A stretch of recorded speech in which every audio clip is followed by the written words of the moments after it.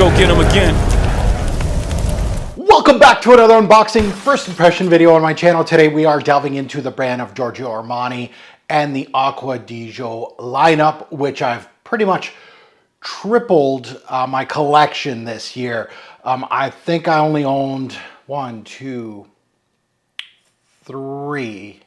So all of these are new. Some of them, of course, were the decant site where I decanted a few, not for my personal collection, but I still have the bottles, and some are purchased from me back years ago where I actually bought this one at Shoppers as well. So that finishes up, I think I bought 1, 2, 3, 4, these 4 at the same time, like online Shoppers, things like that.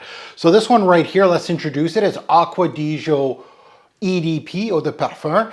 And I don't mean the new one. They already have a new one for this one with the gradient clear bottle that goes black at the bottom of the bottle.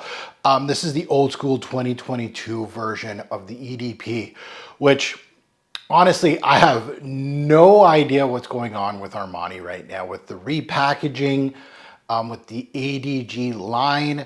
It just seems very constant that they're repackaging, you know, these fragrances. They're obviously reformulating, and they're doing all this kind of stuff, like all this cycle. Like I don't even know what the gradient one smells like, to be quite honest. I'm late as per usual, but you know, they just continue to push. They're even doing it with the Armani code lineup as well. At least the Emporio Armani side of things, the stronger with yous aren't getting like repackaged and stuff. They might be getting you know, discontinued, which they do with a lot of their lines. They discontinue like half of this lineup right here that's in front of me has been discontinued. But this one right here, going back to it, this one is, I bought it at Shoppers, and I still have the sticker, and I bought this with the Givenchy Gentleman, I think was the Privé or something like that. I unboxed that one years ago. And this one's just been sitting there collecting dust in the purgatory, of course. So finally unboxing this one, and it impressed me at Shoppers enough that I was just playing around. I was just sniffing. I was just like some of the newer releases, and I was like, this is quite decent. So I got it with my points. Obviously I'm not going to pay full retail for Armani fragrances, things like that. So I used my points. I don't buy anything at Shoppers at all. You know, in regards to fragrances, I go to discounters and things like that to get fragrances. So this one right here, always felt it was good. Never unboxed it. Summer, we're smack dab into it here. Might as well unbox it to use it this summer. And let's see if I'm still blown away. Like, it was that good that I used my points. To note, I do have a samples on this one. On this scent, I published that back in 2023. So a few years back, I believe I got a sample with one of these purchases that I got a sample of this, and I did a sampling samples instead of actually unboxing my bottle. So you can check out the sampling samples, way more in depth than an unboxing that you're seeing here today. Obviously, because you're going to get dry down, you're going to get performance, you're going to get things like seasonal, a score as well, and a real rounded, I wouldn't call it a fragrance review, but a more rounded video than an unboxing like this. This is just to kind of wet your whistle a little bit and kind of see what you think about the fragrance. Obviously, this one got repackaged or quote unquote reformulated. I don't know. I haven't smelled the white gradient to black with the same name as this. I don't know why it was repackaged, things like that. So just keep that in mind. Now, if you're new here, welcome to the Robe Zoe channel. I'm your host, Mark. Hit that subscribe button, smash that like button, much appreciated. And let's delve into this one. If you don't know, I'm not a real big fan of Acqua Di Gio, and you're just like, huh? Wait, what? I'm a collector. And sometimes I will do this. I'll just go, I've ignored a line for a while and I just buy a whole bunch. Kind of like what I did a few years back with all these. So that's where I'm at with this. I have no inkling of buying a new Acqua Di Gio in the near future, to be quite honest. I know I got the new elixir here, but that was for the decant site, so that's not my personal bottle. But the one that really impressed me was this one, Essenza. discontinued, of course, a long time discontinued. But that was, I felt it was the true blue, well done Acqua Di Gio line. When I'm thinking of a mineral, seaside kind of thing, I feel like they knocked it out of the park with the Senza. Unfortunately, I don't, sales, I guess. But, you know, obviously the OG, I have to respect it for what it is. I was never an Acqua Di Gio guy back in the 90s. I was a Le Male guy, so I was more on the sweeter things than Aquatic. I never really, Aquatics never really spoke to me, honestly.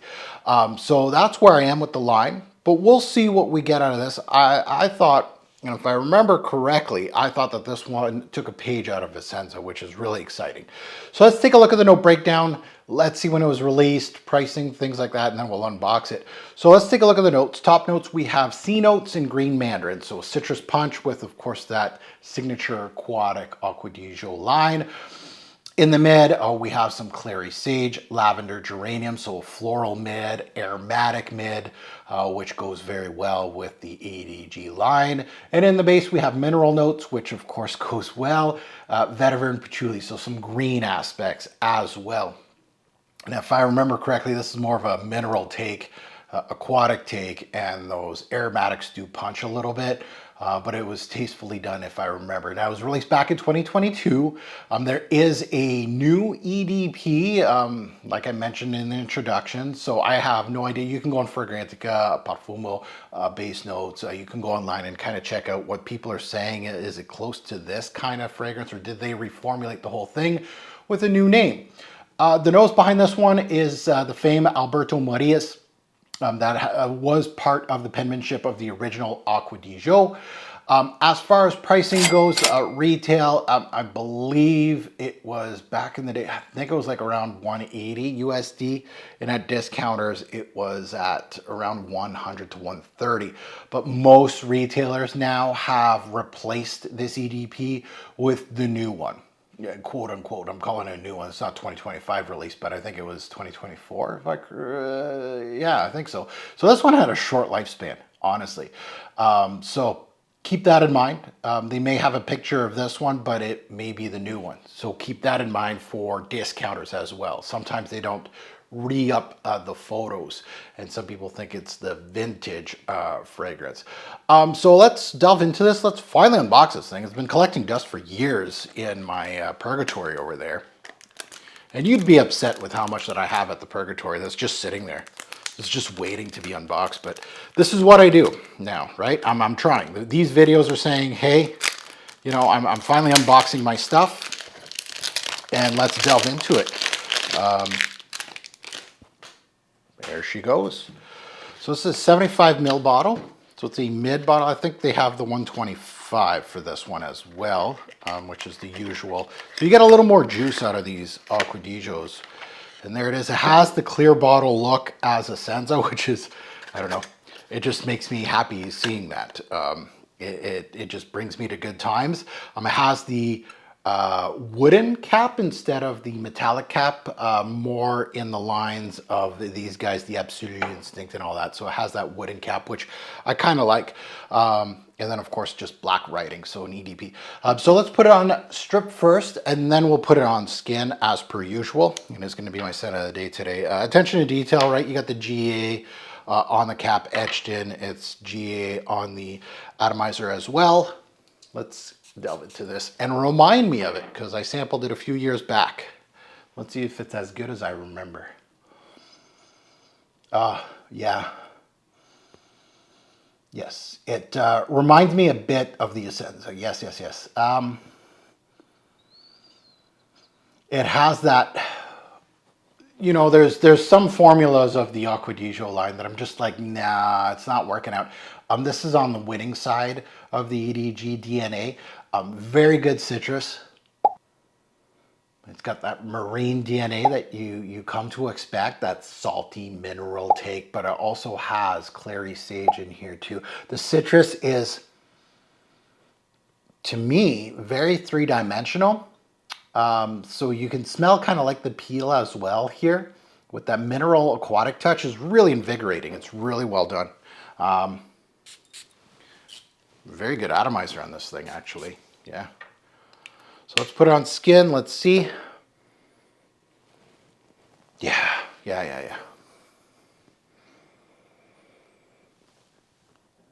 The vetiver is punching up a little bit on my skin, which I don't recall that. But it has that citrus, the green mandarin, the sea notes, the mineral notes, the clary sage is coming through. It's not as good as the Essenza. So it's a step down, but I feel like, you know, if I had a top 3 Acqua Di Gios, this could be in the running for 3rd place. And I mean, number 1 is a clear-cut number 1 Essenza. In my eyes, it's clear-cut. It's not even close. Even the classic, even though it's got the sales, I don't care. As far as my scent profile, the Essenza wins. And then it goes to, of course, the classic. I have to respect it and give it that number 2 slot. But number 3, you would think it would be this one, but no. I'm thinking this could take that crown. The thing with this aquatic tinge, it's a little step down for me personally because it kind of reminds me a little bit of Polo Blue. And I think I remember saying that in the sampling. I would have to go back at the sampling samples, but it has like that cucumber green-like feel, that watery effect that Polo Blue has, which kind of smells cheap, but I kind of like that Polo Blue. Like Polo Blue DNA is probably one of those that I'm just like, yeah, it's synthetic, but it has a classic DNA to it that I actually kind of like. It has some eau de toilette familiar tones with kind of like a little bit of new tricks to it that lightens it up a bit. I really do like that ozonic mineral take in here. A modern Acqua Di Gio, yes. Aromatic, yes. Aquatic, yes. Uplifting. Clary Sage has actually a big piece in here as well. Good citrus punch. Slight green nuances, yes. So it kind of goes in almost that cucumbery, kind of watery feel, which is interesting. But it has a bright, strong aromatic feel like lavender, clary sage, fougere touch from the geranium, with aquatic touches, of course, that sea salt mineral. I think I'm also getting the lemon from the geranium. Like there's none noted as it's just green mandarin as the citrus. I'm getting a bit of a lemon. This is what an aquatic should smell like in the designer game, in my personal opinion. Well balanced, it's clean, it's crisp. It does bring me to that seaside feeling. Yes, it has that synthetic feel to it, but it's not overly done that I'm just like, I can't stand this fragrance. And this goes into, and there's a lot of vetiver in here. I was not expecting that rootiness. I don't recall it being this rooty, which is a nice touch. It has that you can go like, you know, that wooden cap, that vetiver is really punching through. It's funny how, you know, my scent, my imagery of this fragrance when I first smelt it was more watery, citrusy, and more Essenza-like. And I feel like it has a little more depth to it than I imagined, which is nice. But I remember it being a step down from this, and I think, you know, like slotting it in the 3rd or 4th spot of this lineup from what I've smelt and what I've owned, of course. I feel that's its rightful space right now. I can't wait to wear it more, but it's, again, it's an Acqua Di Gio, so it's a Swiss Army knife. This is how it goes, like a Swiss Army knife type of fragrance. You need one of these, like I've always said, you need a couple Swiss Army knives in your repertoire. Now, again, you could go aquatic if that's your taste, and I would highly recommend something like this, Essenza, if you can find it. That would be great Swiss Army knife worthy fragrances. Dress them up, dress them down, wear them in the office. You can wear it on a date.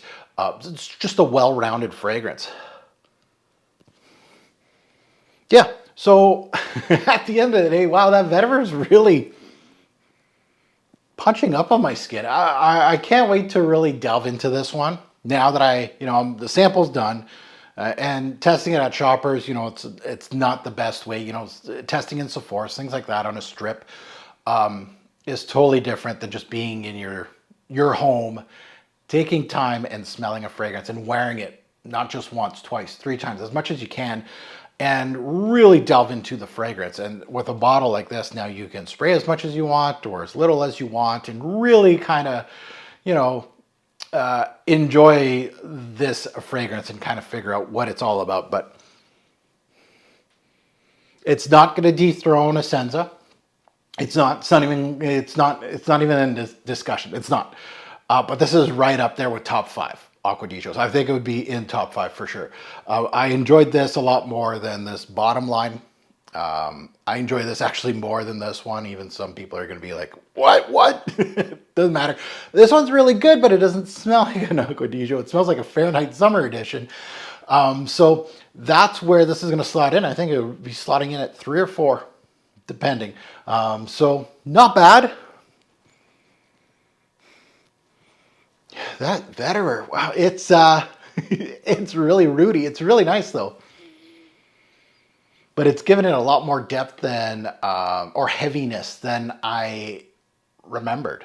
I thought it was more of a Senza type, but it takes a little bit of this, takes a little bit of that, and makes its own thing, which makes it a little darker, which you'd think a change of concentration kind of makes sense, you know, a little darker. So, a pleasant surprise. It is kind of a surprise because I was half expecting something else here. It gave me some of it, but not all of it. So well-balanced fragrance. Now that you heard my take, I'd love to see yours in the comments below. Good, bad, and the ugly.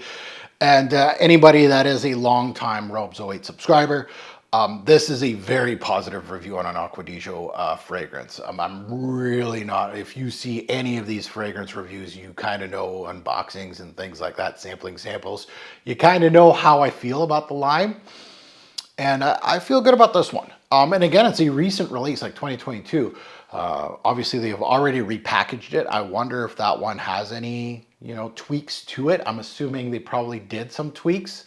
You don't repackage or redo something so fast. I don't know. Like, I don't know what Armani is doing with this line. They've repackaged the Eau de Toilette. They're really tinkering with the lineup quite a bit, actually. And I'm not a fan of that, especially you start moving around the concentrations, things like that. I don't know. I rather you start doing flankers like this, right? Something kind of newish, right?